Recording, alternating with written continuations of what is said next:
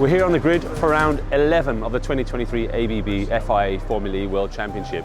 A good qualifying for Mitch today. P3, we made a massive step since yesterday, found a much better setup, and Mitch really adapted his driving style for this circuit with the new Gen 3 car. Sam, back in P14, he can do a lot from there. He gained 7 places yesterday, so we're looking forward to a repeat of that race performance. And with Mitch in P3, our goal is to try and be in a position to fight for the podium. Lights out, Formula E is on the way once again.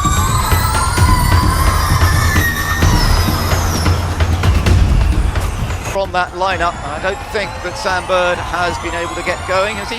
No, he's in the pit lane, and I don't think he will be starting this race. As you can see, that's Jake Dennis down to second, and that means Mitch Evans in front. So Evans defending the line there.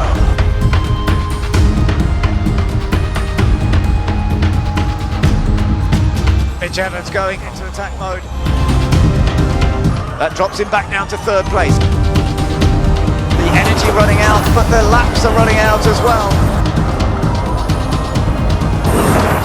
Third place goes to Mitch Evans, fourth to Fennis Vaz.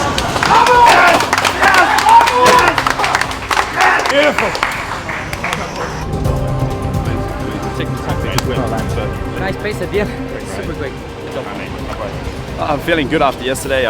Look, a podium, if I knew that yesterday, I would have 100% taken it. Just a bit of a mystery with the with the pace and efficiency in the race. I was feeling good, but then once Max and Jake put the foot down, I just couldn't keep with them, and I was a bit of a roadblock, but managed to hang on to a well-earned podium. And yeah, we needed these points after yesterday. Jakarta E-Prix, let's begin the celebration!